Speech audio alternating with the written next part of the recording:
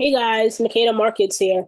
It's been about 5 years since I uploaded a video on how to change your DNS so that you can buy domains on GoDaddy and upload them onto buy domains on GoDaddy, but use them with the Builderall platform. The Builderall platform is still going strong.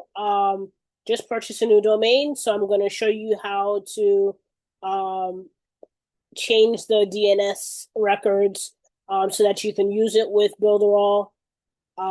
Here in the GoDaddy back office, it's changed a lot, so just stay tuned.